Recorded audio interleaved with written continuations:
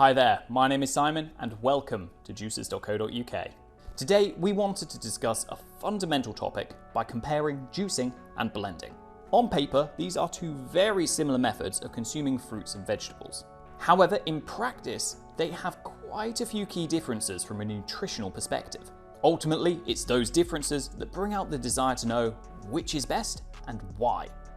So, we're going to aim to answer those questions.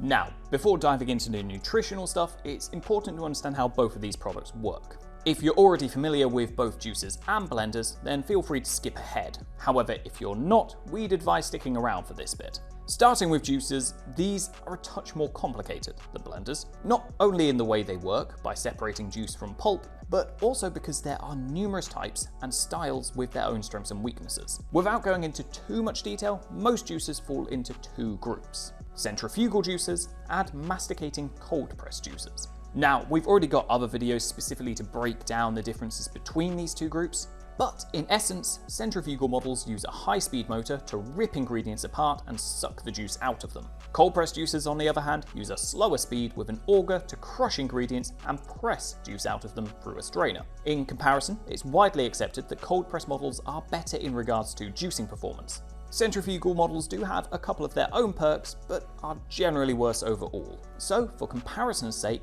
we'll be considering juicers made in cold press models as a baseline. To make matters even more complicated, cold press juicers also have their own subcategories. We're not going to go into detail on that today, but just be aware that it's a factor to consider when buying a juicer. Now, on the flip side, blenders are very straightforward. They use a powerful motor connected to some form of blade to blitz ingredients, hopefully resulting in a smooth and even mix of everything that was added into the jug.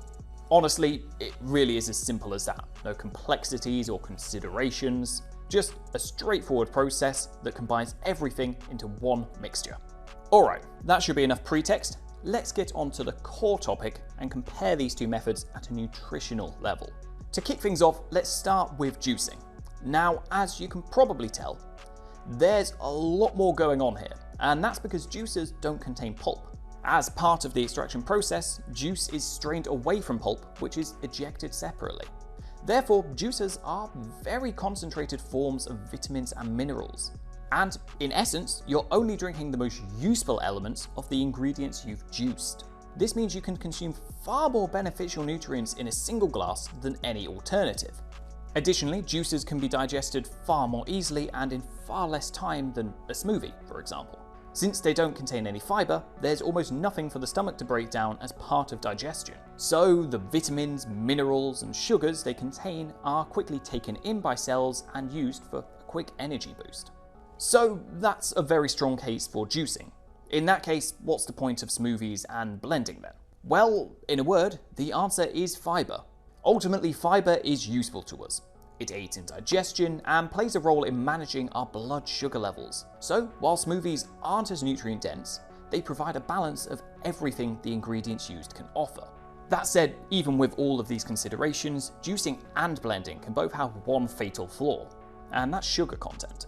By their nature, many fruits and vegetables contain a lot of sugars, especially fruits. So, if you make juices or smoothies using large quantities of these ingredients, you can play havoc with your own blood sugar levels. The good news is that this is reasonably easy to avoid. By using a good balance of different ingredients, it's easy to make smoothies and juices that have no drawbacks. Plus, by using sugar-rich ingredients tactfully, it's possible to make tastier end results than you can achieve by overusing them.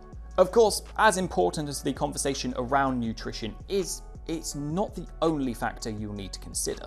You'll also want to weigh up how either type of product can fit into your lifestyle. For example, as a general rule, blenders are easier to use. You simply throw some ingredients into the jug, power the unit up for a minute, and you're done. Juicing, on the other hand, is most of the time a lot more involved. You need to manually feed ingredients down a chute into the mechanism, and going too fast for the juicer can result in blockages or worse performance. That said, there are solutions for this. Self-feeding juicers are now becoming much more common, and in terms of user input, they're on par with any blender. Additionally, most of them are just as easy to clean up as a blender. At the moment, self-feeding models aren't especially cheap, but the option is there and it'll only become more accessible over time. Another advantage for blenders is that they're a lot more versatile. Many blenders can also be used to make soups or frozen desserts, and high quality models can even be used for grinding spices or ice crushing. Therefore, they're not all bound to just being smoothie makers. Many models are multifunctional kitchen tools. Juicers, on the other hand, lack this level of versatility. These days, many come with accessories that open up a few more doors to making the likes of sorbet, nut butter, or pasta. However, they're best suited to juicing as a main function. It's not all good news for blenders though. They have their own issues too. For starters, they're loud, really loud. So if you start the day early and don't want to disturb your family or neighbours, blending may not be advisable. On top of that, even mid-range blenders don't typically last as long as juicers. So if you don't want to invest in something like a Vitamix, don't be surprised if your blender dies out after just a few years. Finally, there's the issue of mouthfeel. Smoothies aren't for everyone. Their texture can be off-putting, and if you're blending together a lot of ingredients that don't taste great, it can be much tougher to get a smoothie down quickly. If you like them, it's no issue, but if you don't, be wary of blending. So to wrap up all of our findings, it's not really much of a surprise that there's no clear winner when it comes to juicing versus blending. On a purely nutritional level, we'd say that juicing probably will have the advantage for most folks. The benefits offered by ease of digestion and the sheer concentration of nutrients are big perks. While the lack of fibre can be a drawback, it's easy to incorporate it into your diet elsewhere.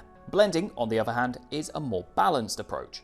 No absolute drawbacks, but at the same time, no huge perks. It is still a convenient option to consume fruits and vegetables in bulk, but not to the extent of juicing. That said, from a user perspective, for many people, blending will be easier and more accessible. It's not a flawless process, and you need to have a suitable lifestyle and be comfortable drinking smoothies. However, these are all considerations that may matter when deciding which route is best for you.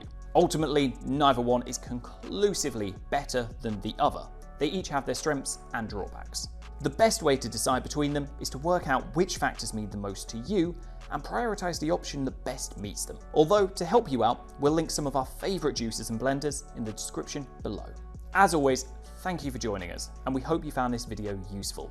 If you did, be sure to give it a like, and we'd also love to hear your thoughts and opinions down in the comments below.